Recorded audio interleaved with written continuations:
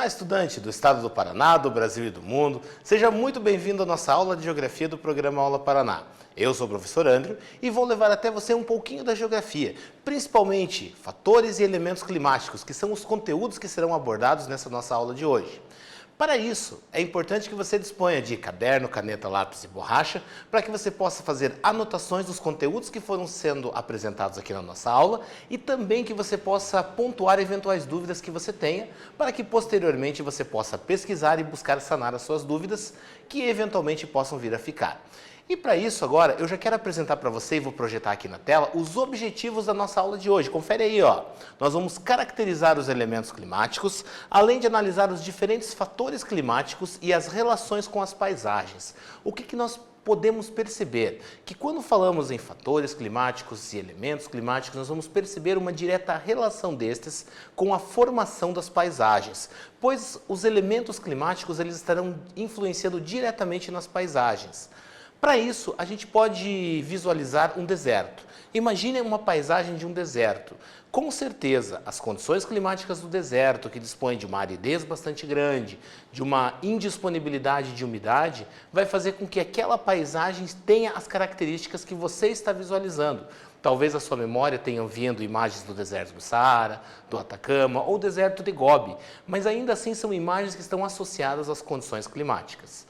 Da mesma forma que quando falamos na floresta amazônica, com certeza temos que levar em consideração os altos índices pluviométricos e a temperatura elevada durante todo o ano, que fazem com que as condições climáticas a paisagem ela disponha das características que ela tem, que estão diretamente relacionadas às condições climáticas. Agora olha a pergunta que eu trago para você aqui na tela. Ó. Como o clima influencia as paisagens? É justamente essa reflexão que a gente já fez aqui no início da nossa aula, onde a gente consegue ter justamente bem claro que as condições climáticas vão estar influenciando diretamente nas condições da formação da paisagem e ainda influenciando diretamente no modo de vida dos seres vivos.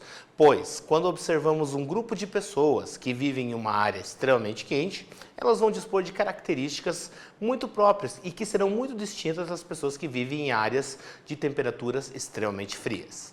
Agora aqui na tela, você já vai poder visualizar o seguinte, ó. Tempo e clima são conceitos que estão muito próximos, mas têm definições diferentes, onde tempo meteorológico são as condições momentâneas da atmosfera. Então, toda vez que a gente está falando em tempo, em meteorologia, em previsão do tempo, nós estamos falando de estudos momentâneos da atmosfera, aonde fazem-se análises e observações das condições momentâneas da atmosfera e ainda a meteorologia, junto com a previsão do tempo, tentam nos antecipar quais serão as condições da atmosfera para dali a um dia, 2 dias ou um curto espaço de tempo.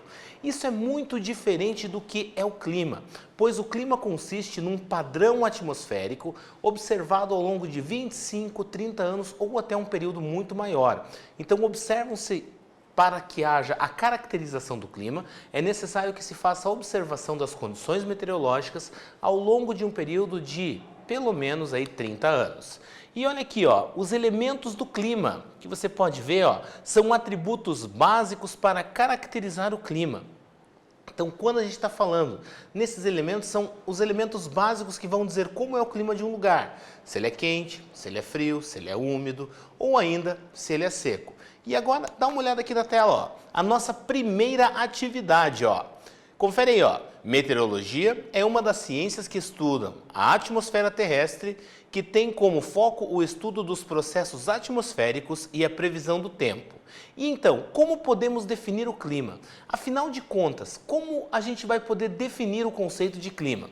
O reloginho vai aparecer aqui na tela e a gente está te aguardando. Vai lá!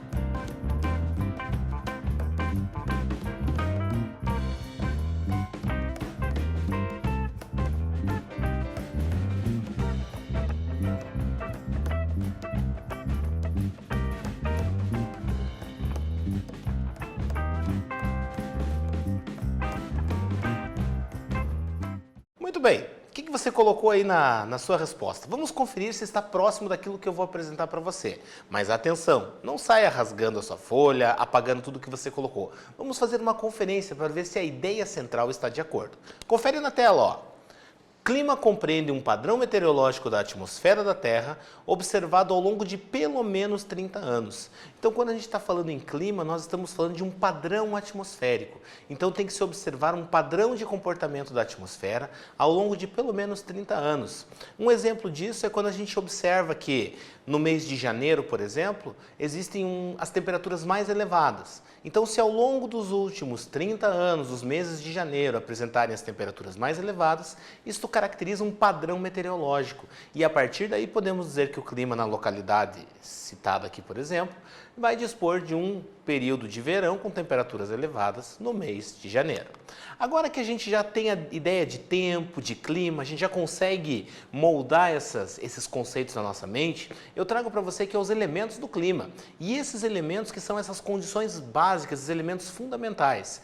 E para isso aqui na tela, ó, você já vai poder visualizar que a temperatura é um desses elementos. E ela pode ser medida em 3 escalas termométricas. A escala Celsius, a escala Fahrenheit ou a escala Kelvin. 3 escalas termométricas para indicar a temperatura. Porém, essas 3 escalas termométricas, elas dispõem de formas de medir a temperatura um pouquinho diferentes. E é para isso que essa imagem dos termômetros aqui, ó, elas servem para você comparar essas escalas termométricas. Quando a gente fala na escala Celsius, que é uma das escalas mais utilizadas no mundo inteiro, nós vamos ter o ponto de fusão da água, ou seja, quando ela vira gelo, e o ponto de ebulição, quando ela vira vapor. E esse espaço compreendido, ele é de 100 graus, ou seja, uma escala centígrada. O 0 graus Celsius correspondendo ao ponto de fusão e os 100 graus Celsius ao ponto de ebulição da água. Mas também existe uma escala chamada de Fahrenheit, utilizada principalmente nos países de língua inglesa, onde 32 graus Fahrenheit correspondem ao ponto de fusão da água, onde ela vira gelo, e os 212 graus Fahrenheit correspondendo ao ponto em que ela entra no estado de ebulição, ou seja, ela vira vapor. O que é curioso de se observar é que esta escala aqui não é uma escala centígrada, pois entre o 32 e o 212 dispõe-se de 180 intervalos. E a escala Kelvin, uma escala muito utilizada nos laboratórios para pesquisas, para estudos científicos, ela tem o 0 absoluto, aonde seria o ponto onde nenhuma das moléculas de qualquer matéria teria qualquer tipo de movimento. Isso é um 0 absoluto muito difícil de ser encontrado no nosso planeta, inclusive em pontos aí do espaço astronômico. Então, o que a gente vai perceber? Que o ponto de fusão da água é o 273 Kelvin e o ponto de ebulição 373 Kelvin. E atenção, a escala Kelvin não leva graus na sua indicação. Além da temperatura, nós também temos a pressão. A pressão nada mais é do que o peso que a atmosfera exerce sobre os corpos e também sobre a superfície terrestre. Quando a gente fala na pressão atmosférica, ela vai estar ao nível do mar em 1 atm, uma atmosfera. E esse peso ele vai fazendo com que as condições do clima daquelas localidades venham a ser influenciadas. E é isso que a gente vai ver aqui, ó. A pressão, ó, se você observar a imagem que está aparecendo do lado esquerdo da sua tela, no alto da montanha nós temos uma menor quantidade de ar, ou seja, um menor peso, portanto, uma pressão menor. Já na base da montanha nós vamos ter aqui, ó, uma maior quantidade de ar, ou seja, um peso muito maior da atmosfera sobre essa superfície, o que resulta no quê? Numa pressão atmosférica maior. Então, à medida com que nós vamos subindo as montanhas, nós vamos percebendo uma redução na pressão atmosférica. E à medida que nós descemos e caminhamos rumo ao nível do mar, nós temos um aumento da pressão atmosférica em função do maior acúmulo de atmosfera sobre a superfície terrestre. E ainda nós vamos ter, além de temperatura e pressão, nós dispomos também da umidade, que a umidade nada mais é do que a quantidade de água disponível na atmosfera. E a quantidade de água, ela é fundamental para a nossa vida, para a nossa sobrevivência, pois localidades de clima muito seco comprometem diretamente a capacidade respiratória dos seres humanos e também o desenvolvimento de algumas espécies de seres vivos. E olha aqui na tela o que é a umidade, sendo que a quantidade de água presente na atmosfera. E aí nós vamos encontrar ali alguns conceitos, o conceito de umidade absoluta e umidade relativa do ar. A umidade absoluta, conforme você pode visualizar na tela, mostra para você que a quantidade total de água na atmosfera. E a umidade relativa do ar é a quantidade de água na atmosfera em relação ao total necessário para chover, pois há uma relação entre a quantidade de água disponível na atmosfera e o quanto se faz necessário para chover. Então aí nós temos a relação de quantidade relativa de umidade do ar, que é conforme a gente viu aqui. E agora a nossa segunda atividade para você na tela. Olha lá, pega o caderno, anota aí e vamos responder juntos. O primeiro termômetro foi inventado por Galileu em 1602, porém, ao longo da história, foi sendo aprimorado por vários pesquisadores, a exemplo de Gabriel Fahrenheit, que em 1714 criou o primeiro termômetro de mercúrio, sendo o primeiro a medir de forma mais precisa a temperatura. Seu nome também é utilizado em uma escala termométrica cujas características são... Então, o que você vai me dizer ali? Quais são as características dessa escala termométrica que foi criada por Fahrenheit? O tempo está na tela e a gente está te aguardando aqui.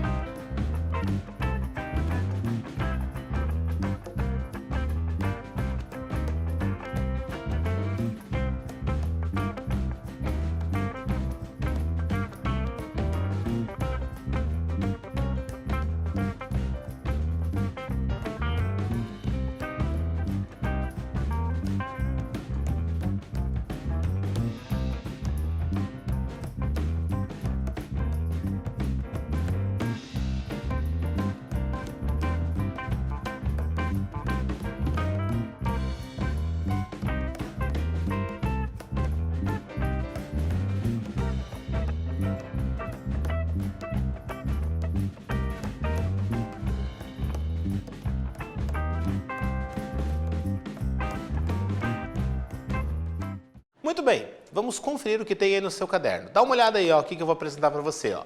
A escala Fahrenheit é uma escala utilizada em países de língua inglesa, cuja graduação é de 180 graus e o ponto de fusão da água é de 32 graus Fahrenheit e o ponto de ebulição da água é 212 graus Fahrenheit, diferente da escala Celsius, que é uma escala centígrada e que tem o ponto de ebulição da água em 100 graus Celsius e o ponto de fusão da água em 0 graus. Então aqui eu acabei trazendo para você, além das características da escala Fahrenheit, já trazendo um comparativo com a escala Celsius, que é a escala Celsius sendo uma das mais utilizadas no mundo de hoje. Agora eu trago aqui para você, ó, conforme você pode visualizar aí na tela, ó, os fatores climáticos, que são condições que determinam ou interferem nos elementos climáticos e possibilitam a existência de diferentes tipos de clima. Então são algumas condições que vão influenciar diretamente nas condições climáticas de uma localidade. Como por exemplo, você vai ver aqui, ó, a latitude. O que é latitude? Latitude nada mais é do que a distância medida em graus entre um ponto qualquer da superfície terrestre e a linha do Equador. Então aqui nós temos nessa imagem que você consegue visualizar na sua tela, nós temos a linha do Equador bem no centro do globo e aí você vai perceber que quanto maior for a distância em relação à linha do Equador, nós vamos perceber diferentes cores aparecendo, verde e azul. Essas cores que estão representadas nesse globo mostram para você as zonas térmicas do nosso planeta. A zona intertropical, que é aquela que recebe a maior quantidade de luz solar ao longo de um ano.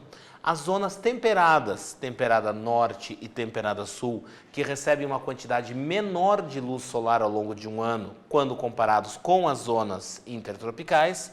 E as zonas polares, polar norte e polar sul, que são as áreas que recebem a menor quantidade de luz solar ao longo de um ano.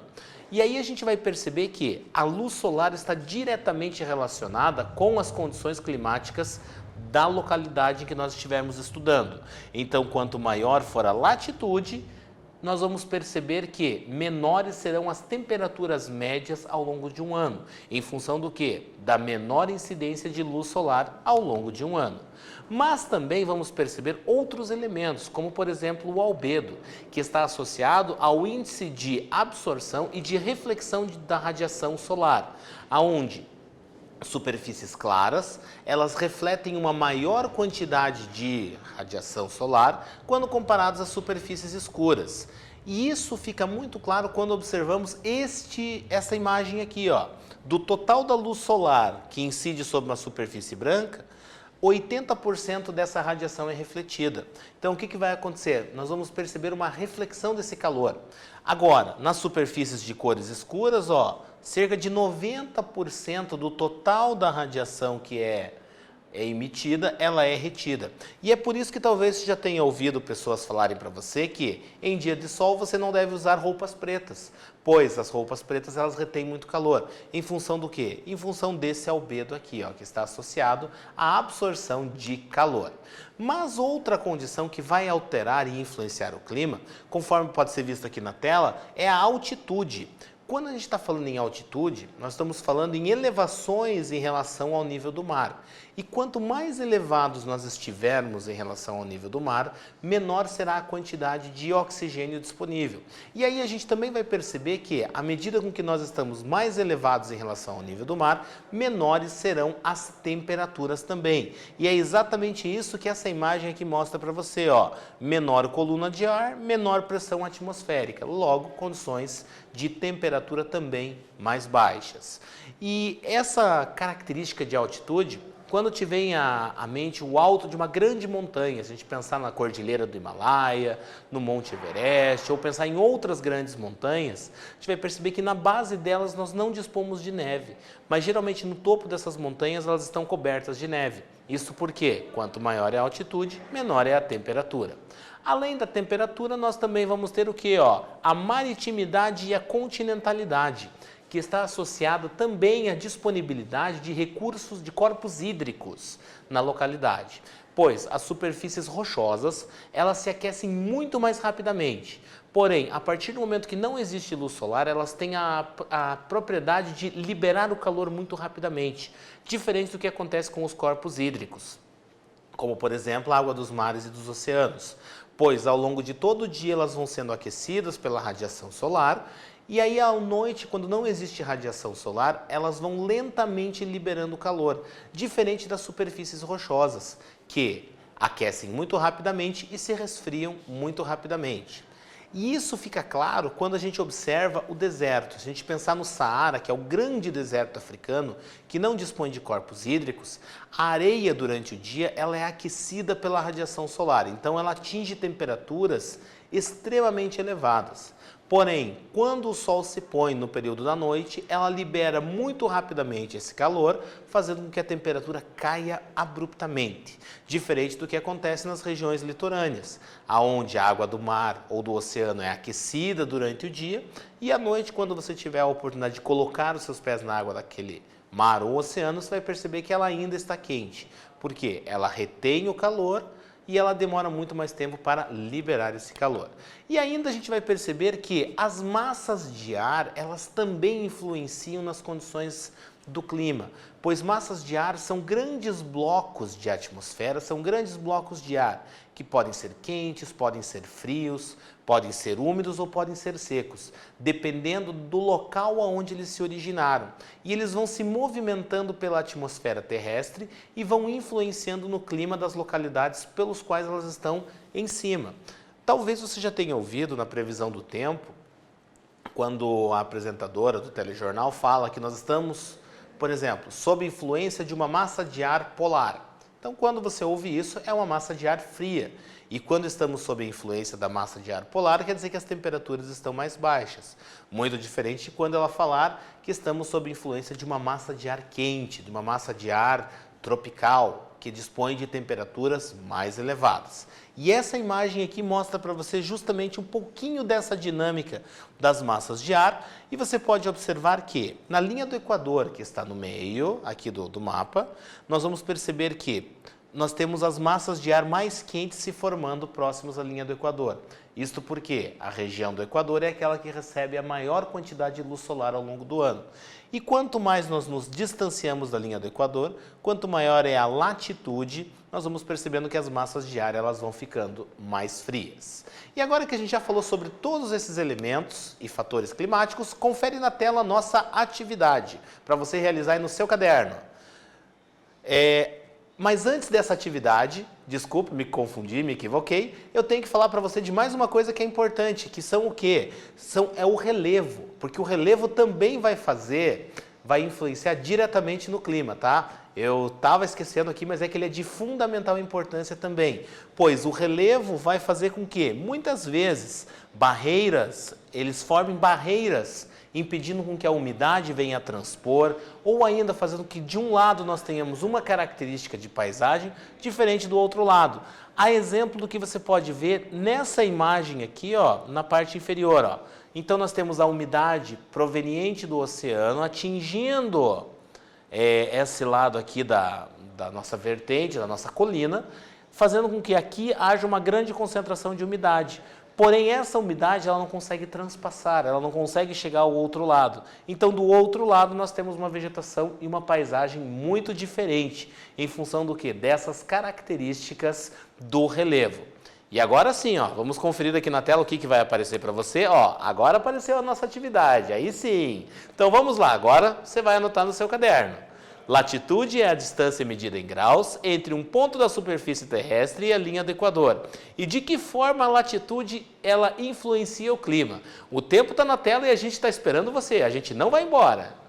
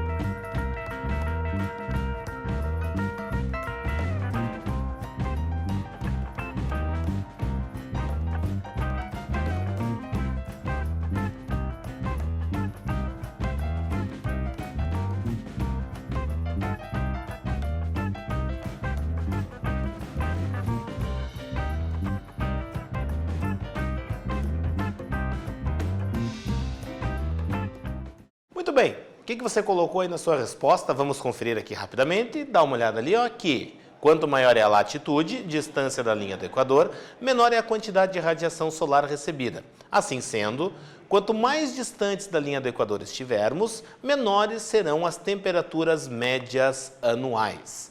E aí, o que a gente falou nessa nossa aula de hoje? Nós falamos sobre tempo, clima, diferenciamos tempo de clima, falamos também dos fatores climáticos e dos elementos climáticos. Agradeço a você pela sua participação e seu envolvimento na nossa aula e espero você na próxima aula. Um forte abraço e até!